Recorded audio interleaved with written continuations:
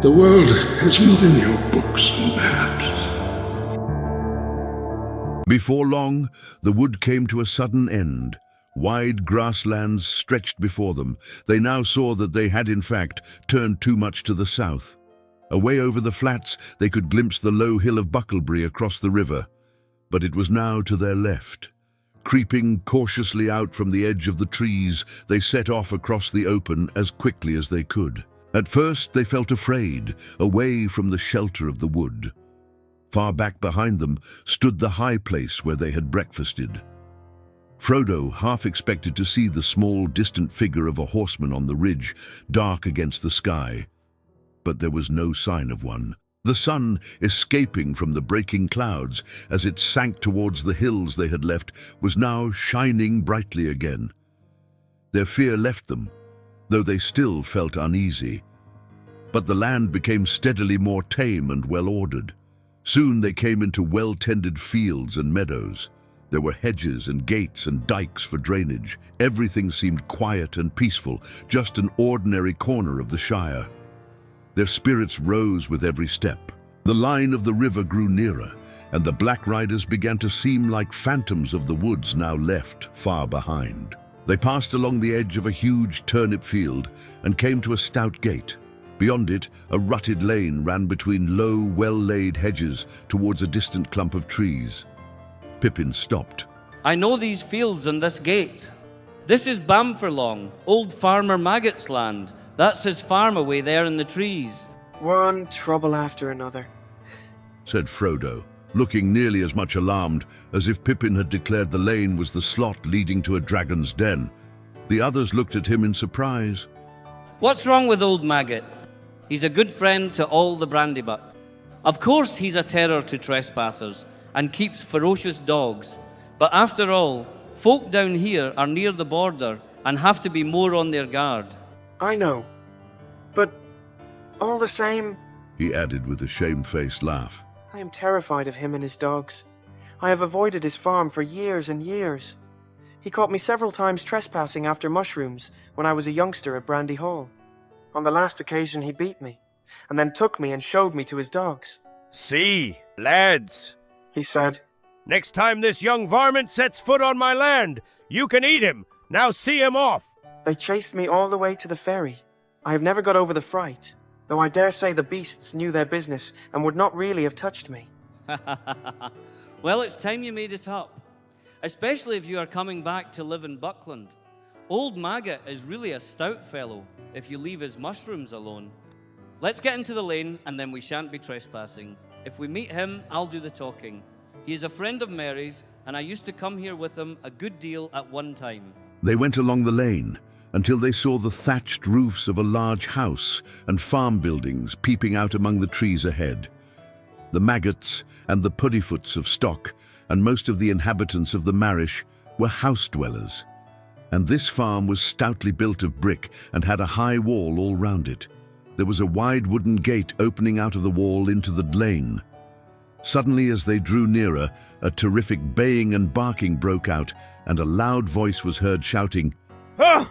Grip! Fang! Wolf! Come on, lads!" Frodo and Sam stopped dead, but Pippin walked on a few paces. The gate opened, and 3 huge dogs came pelting out into the lane and dashed towards the travelers, barking fiercely. They took no notice of Pippin, but Sam shrank against the wall, while 2 wolfish-looking dogs sniffed at him suspiciously and snarled if he moved. The largest and most ferocious of the 3 halted in front of Frodo, bristling and growling. Through the gate there now appeared a broad, thick-set hobbit with a round red face. "Hello, hello, and who may you be, and what may you be wanting?" he asked. Good afternoon, Mr. Maggot. The farmer looked at him closely. Well, if it isn't Master Pippin, Mr. Peregrine Took, I should say. It's a long time since I saw you around here. It's lucky for you that I know you. I was just going out to set my dogs on any strangers. There are some funny things going on today. Of course, we do get queer folk wandering in these parts at times, too near the river, he said, shaking his head. But this fellow was the most outlandish I have ever set eyes on. He won't cross my land without leave a second time. Not if I can stop it. What fellow do you mean? Then you haven't seen him? He went up the lane towards the causeway not a long while back. He was a funny customer and asking funny questions.